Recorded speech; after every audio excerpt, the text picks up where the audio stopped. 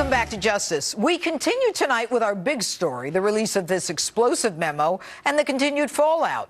Here with her take on it all, conservative columnist and best-selling author Ann Coulter. All right, Ann, I want you to take a look at this. We've got MSNBC Rachel Maddow. That's it. That's all they've got. This is what all the hype was about? For what is it, 2 weeks now they've been hyping this? I will admit to being shocked that this is what they released. It was just kind of like a sad trombone. We only bring that out for very special occasions. And so you have a memo that's been declassified, and in the memo they say that Andrew McCabe used a document that he said he couldn't have gotten a warrant without, that was full of lies, and he didn't tell the court about the bias of individuals involved or that a candidate paid for it. Your take?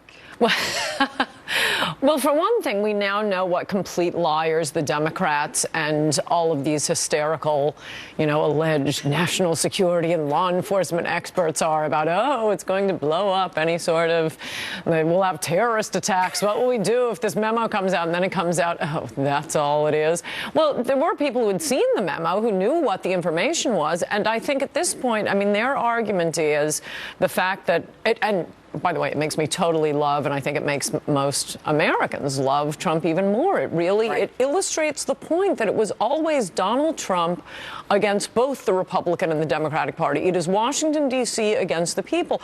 And when you see the way high-level officials, not, as everyone has said, the rank and file, but high-level officials at the FBI were using documents funded by the Hillary campaign, someone who hated Donald Trump and didn't want him elected. And by the way, who started the whole Russia investigation? I don't think a big enough point has been made of this. It was Peter Strzok. Right. He was the one who started the investigation. He's the one who's texting with his mistress.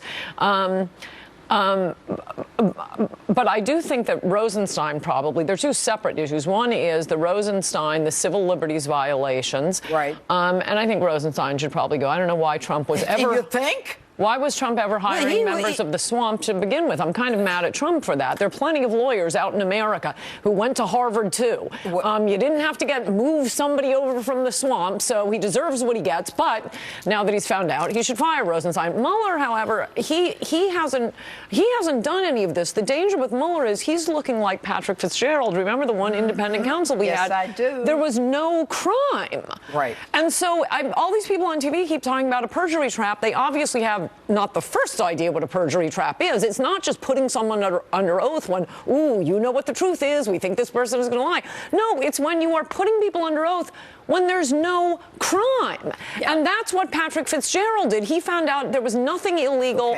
about revealing a name, and then he puts all these people under oath. Somebody disagrees. And you find, and so if there is no crime here, and it's looking like there's no crime, remember that the entire Russia argument, the entire Russia collusion argument, comes from these four members who, they weren't members of Trump's staff. They were hangers on mostly. It's Roger Stone, great guy, but he keeps offering to testify publicly. Let's try to. You have Carter Page. Carter Page, Papadopoulos. You have Sessions and Papadopoulos. Every single one of them has fallen apart, and all you hear them say on the other networks and the Democrats is, well, this could be part of an obstruction of justice. Well, number one, no, if there's no crime, he shouldn't be putting anyone. But and number collusion, two, by the way, is not a crime. You can't put 0 plus 0 plus 0 together. So at this point, I think we have a reason to ask, what is it that Mueller's investigating? The whole thing was smoke and mirrors created by the swamp. Okay, it's not just smoke and mirrors created by the swamp. It is worse than that. It's going to one of the highest courts in the country. Right.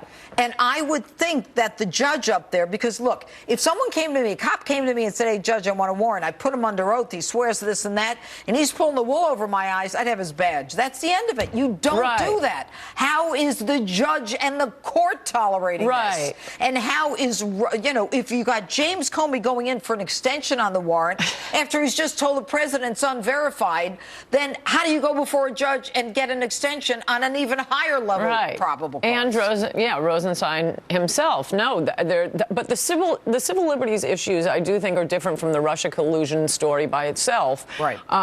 it just seems to me both of them are falling apart.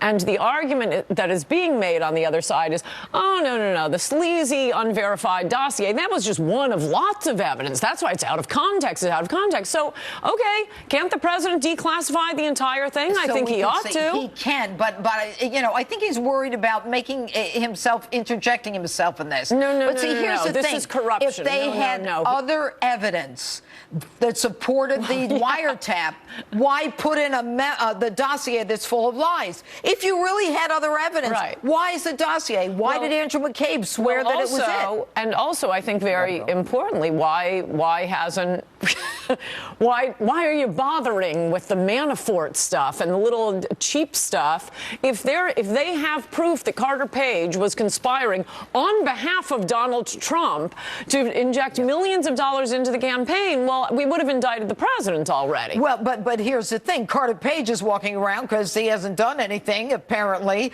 And you got Manafort indicted for something that is fruit of the poisonous tree, for which he should move to have the charges but dismissed. Also is not Coulter. collusion. It's not collusion. And Coulter. Thanks. We could go on for an hour. Governor Mike Huckabee still on deck tonight. And tonight's panel has a lot to get into. Jeanine Pirro, Richard Fowler, ready to talk about the memo and where we go from here. Stay right there, guys.